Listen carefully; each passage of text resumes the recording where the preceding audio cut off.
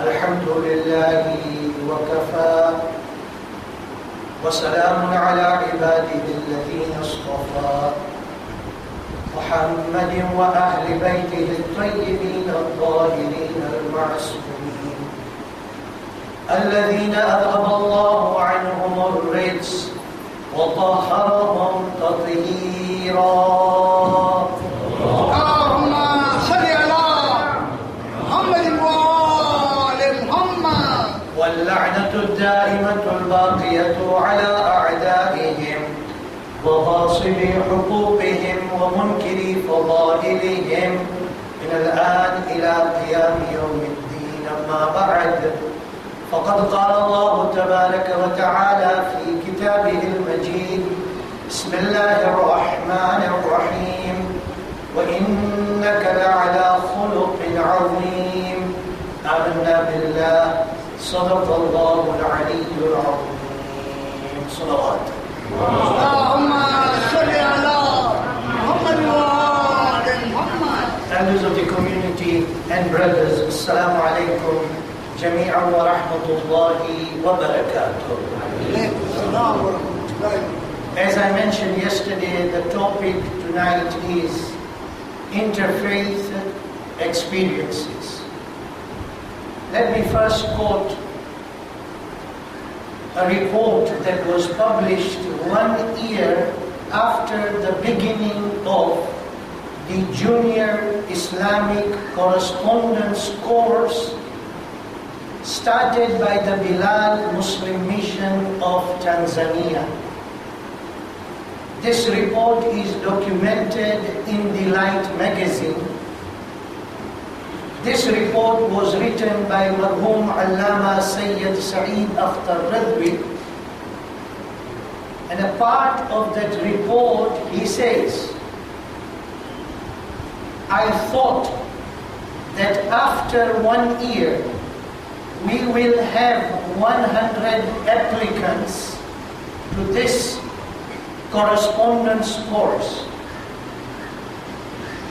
But by the grace of Allah subhanahu wa ta'ala, and I am amazed and I am surprised that it is not 100 but more than 1,000 applicants applied for this correspondence course. The interesting part was that he mentions that the majority of those who applied for this course were non-Muslims. Keep this in your mind. Yesterday, Sunday Nation, letters to the editor. This is a letter I am going to read out. It says, the heading is, Christians should learn Christians should learn humility from Muslims. The author says, as a Christian, I was really impressed by the way our Muslim brothers celebrated Eid Mubarak with love. The haves, meaning those who have the ability, the haves stretched a hand to the poor without discriminating on religious grounds. Although the celebrations were big, you could see the humility surrounding it. Both the rich and the poor could be seen taking same meals. The dress code was uniform and there was no grand sitting arrangements for the imams or special security for VIPs. We Christians should borrow a leaf from this. Besides the fact that there is a special sitting arrangement in many churches to show power and the hierarchy, our celebrations have degenerated into a show of pomp and style. The author is Emmanuel Ngala from Malindi. keep this incident also in mind. And let me explain about the experiences of the interfaith activities, especially in Peterborough. There are several interfaith activities that we take. One which is an annual one, and that is an open day where we invite the members of the Peterborough community at large to come and visit our center. This is the 7th year. 2011 was the 7th year that this open day activity took place. And every year we have different people visiting our center. What is the idea? What is the purpose? Before I do so, what are the activities that take place? In the beginning, when we started the open day, the activities were that there would be a group of people who have gathered, 5, 10, or 12 people. They have arrived. Then a guide is provided to them. They are taken around the center. They are shown the masjid. Non-Muslims are not allowed to enter into masjid. But from outside they are able to see the whole mosque. Then they are taken into the Imam Barga, shown around there, taken to places of different activities taking place in the center. And then we have the first floor, so we take them to the first floor where there is an exhibition of posters regarding the teachings of Islam. Then they come down, there is refreshment served. This tour, depending on the guide, used to take about an hour to an hour and 15 minutes. Then we got an experience here of my own daughter. She was one of the guides for the women. She told me that one of the women, after reading the poster, Women's Right in Islam, she started discussing with my daughter. And my daughter said, do you know that in Islam, you as a wife, you are not supposed to cook? Means if you refuse to cook, no problem. If you want to breastfeed your child and demand money from your husband, you can do so. My daughter tells me that this woman was amazed, and she says, I hope you're not jiving, meaning I hope you're not telling me falsehood. My daughter said, no, I am telling you this is the truth.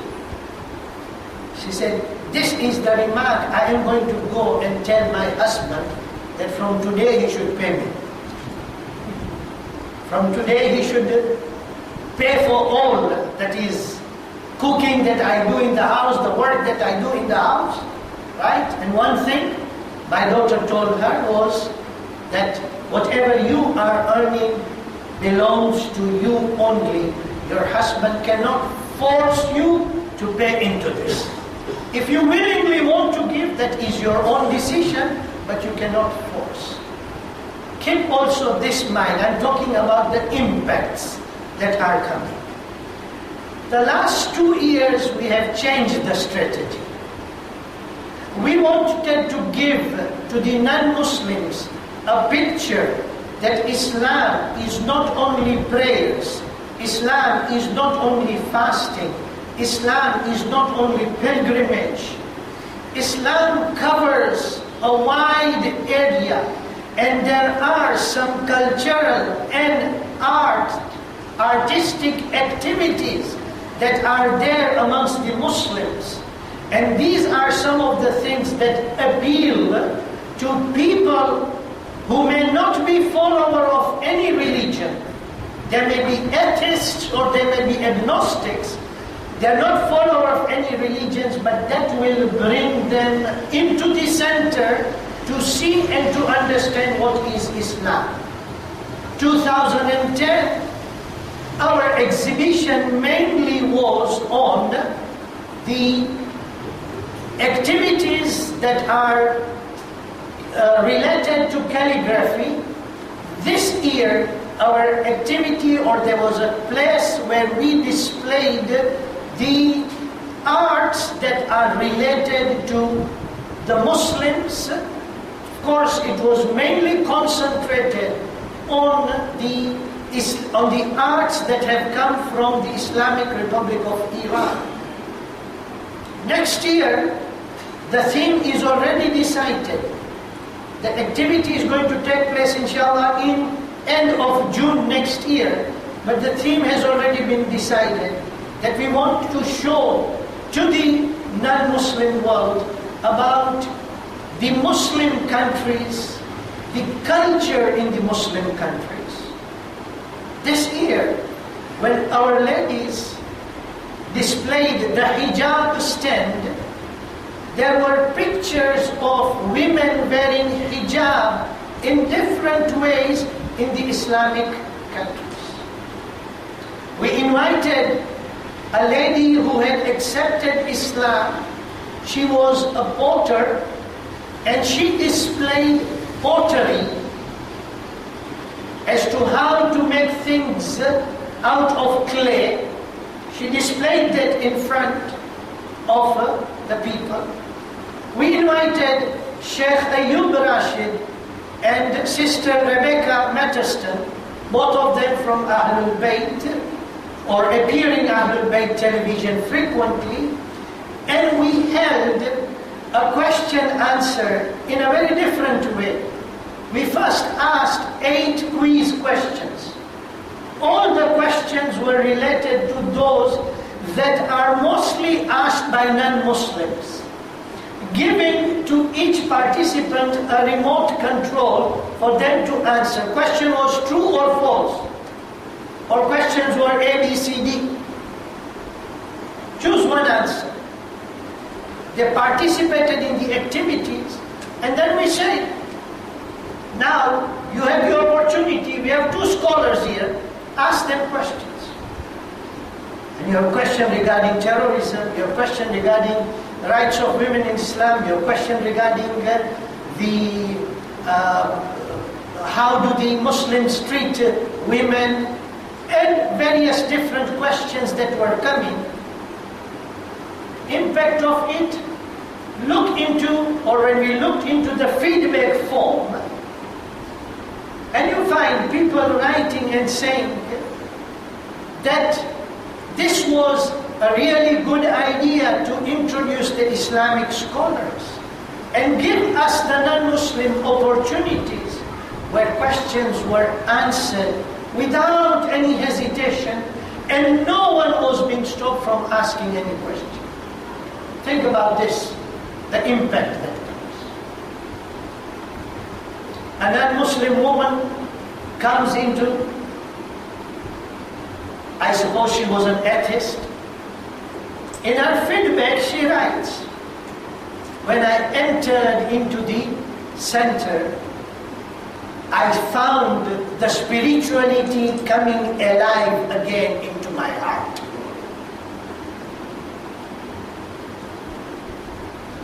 I was told about an activity that was taken by one of our brothers in Allentown.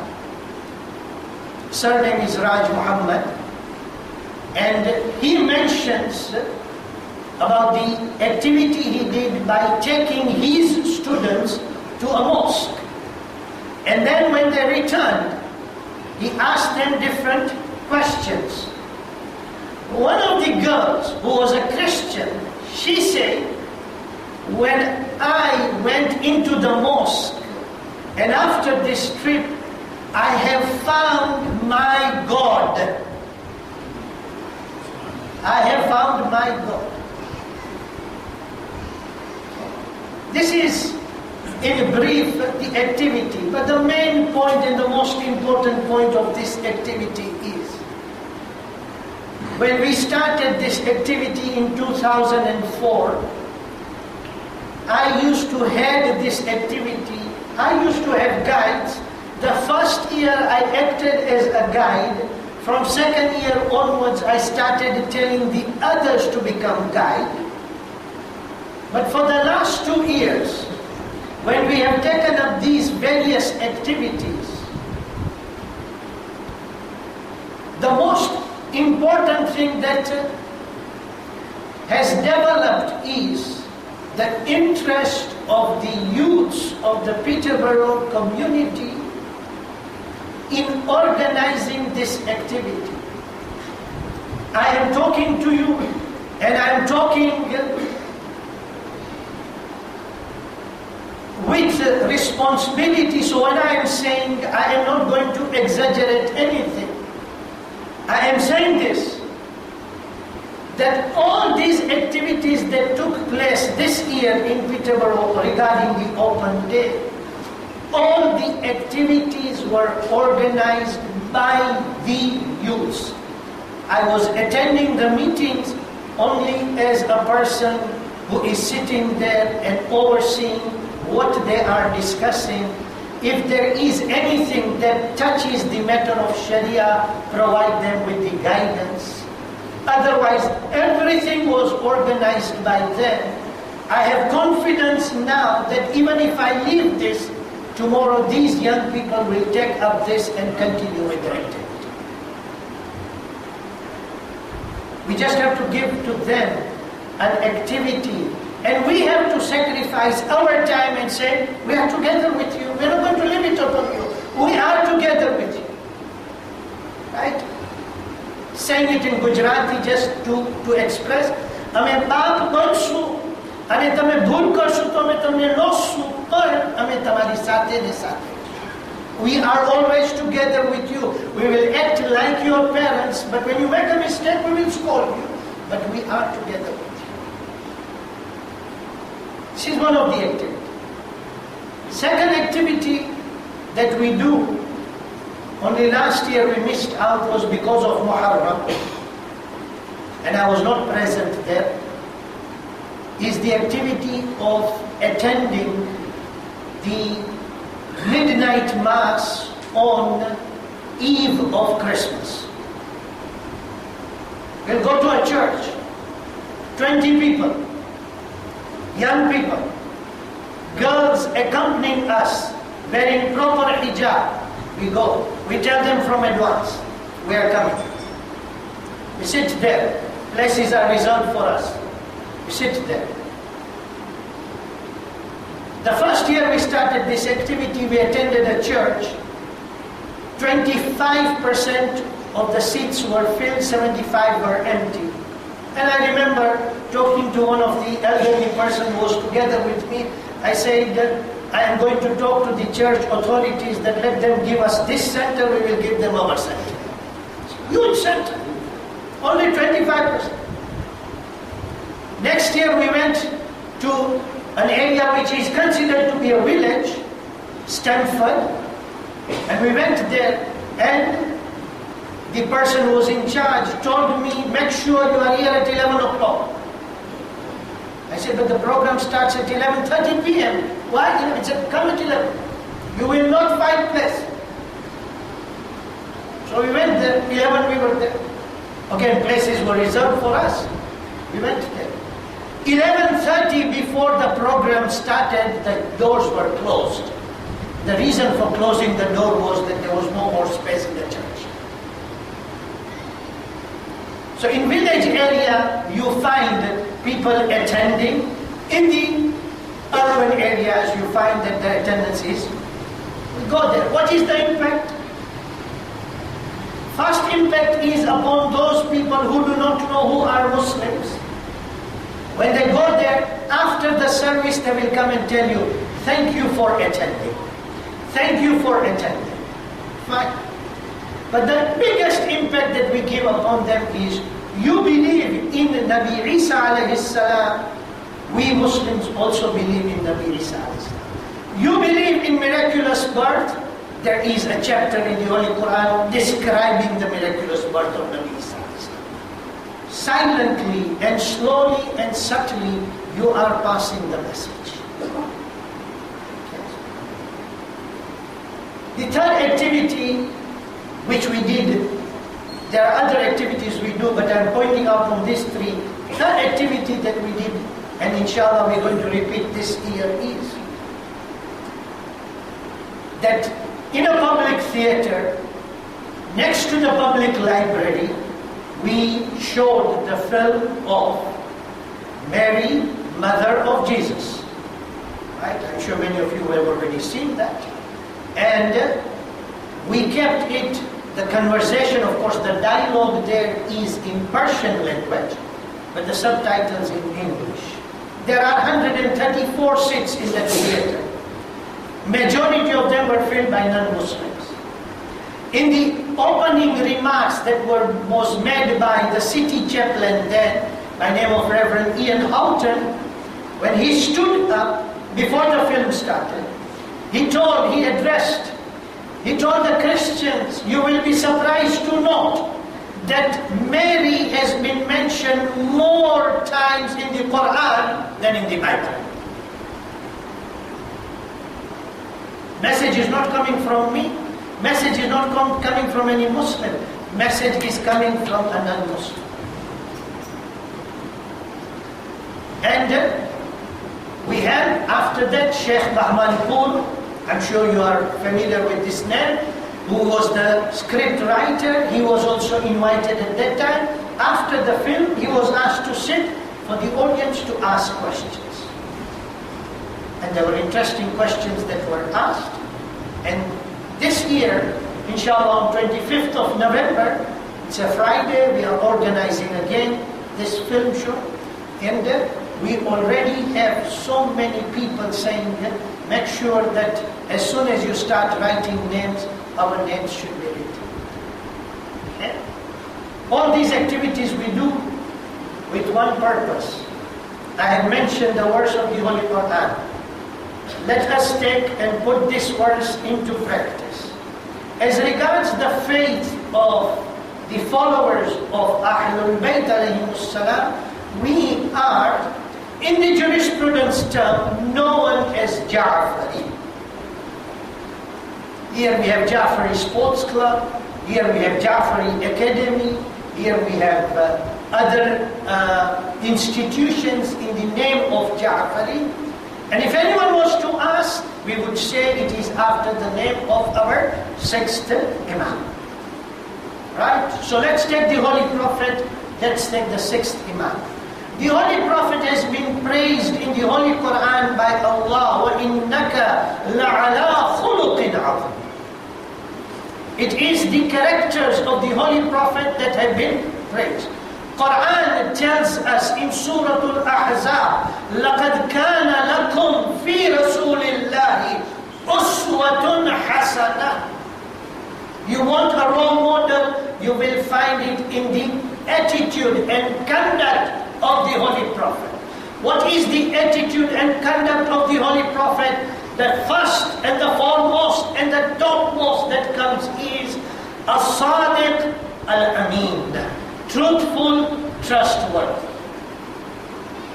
These are the characters that will invite the people towards you. Even a businessman can survive in the market if his reputation is good, and his reputation depends on what word he gives to the other people. If he is going to go and fool the people, then there will be a time when even when he tells them that I have some commodities that I can sell you at a very cheap price, people will not come to him. Even if he goes to ask for credit, his credit will not be given because his reputation is not there. It is important that in the world that we are surviving, in the era that we are surviving, by our acts, we need to put that impact upon the people to know that there are Muslims who are known as Shia Ithna Ashari. Right? Now, when you look at Imam Ja'far as-Sadiq, salawatullah wa salamuhu alayhi,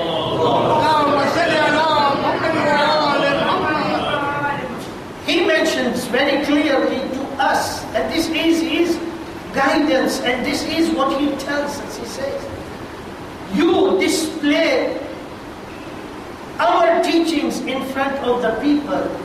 So when you display in front of the people, be an ornament for us, be a beauty for us, be an example, so that when people look and say, if this is a follower of Imam, how is the conduct of his Imam? It's our impact, how we live. Why do I mention this? When I look at the report, the feedback form of the open day, when I look at any other remarks, every person writes there, we were treated with utmost respect and we were treated with dignity. We were welcomed as if this was our own place. Those young boys and girls who organized this whole program, at the end of the open day, I told them, today we did tabligh without speaking any word. We did tabligh by our acts. Just show it. These people will go out. One barrister, top barrister in Peterborough, when he finished his open day tour, he came and I told him, I request you, give me your frank opinion. Frank, I don't want any praise. Frank opinion regarding this open day. I do not expect you to write just now, but please put up a write-up and send it to me by my email. And he agreed. But before he was leaving, he told me, I wish I had brought my wife together today. And she would have seen what people are saying and what is the reality. We have chance. We have chance to tell the world that we are Muslims and we are followers of Ahlul Bayt.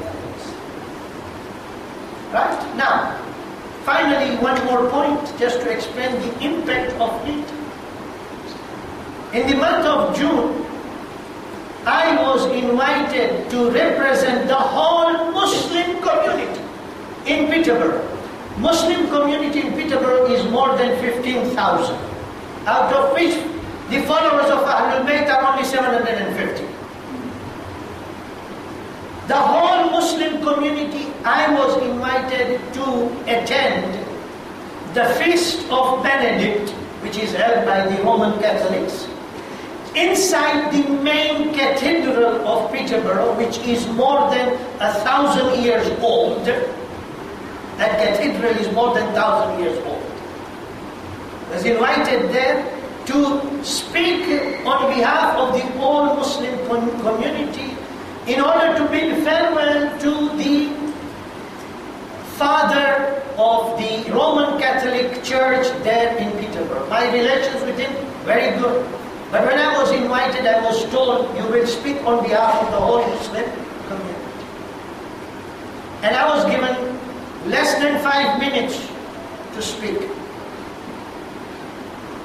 In that 5 minutes, I spoke about the relations between the Muslims and Christians and how strong they have become, and the role that was played by Father, his name was Father David Jennings, spoke about it.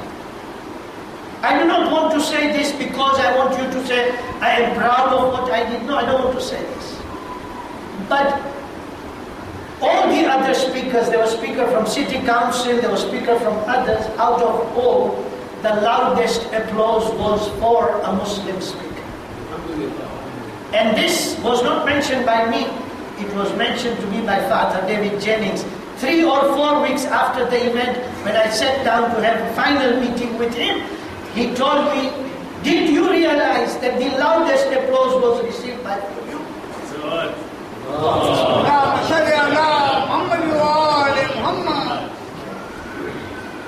You know the recent riots in different cities of United Kingdom? Everyone was awake and everyone was down the comments.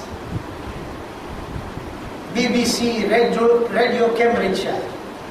In the month of Ramadan, on Friday calls me and says, we want to interview live about these riots. I said, fine. When? Said Sunday morning, 7:40. I said, Sunday morning, 7:40, I go to sleep, please. It's month of Ramadan, we are fasting, we stay awake, and then go to sleep. Sorry, I can't. Why don't you pre-record and then show? I said, no, we want live.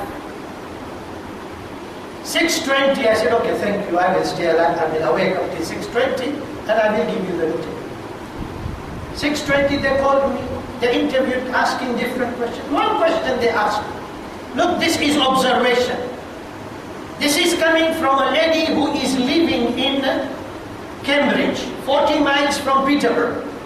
She had come to the open day. And in that open day, she had her recorder with her, and she had asked permission from me that I am going to interview everyone, and then after that I am going to then bring it down, okay, main quotations, and then on Sunday morning we will then relay this to the radio, in Radio Cambridgeshire, BBC. No problem, she interviewed me, she interviewed many other personalities, she interviewed some young people, she interviewed some children, right? Taking all that, and then she presented that. She asked me one question. This is now in the live. She asked me one question. She says, how is it that you have managed to control the youth of your community? That question itself tells you something. It is her observation.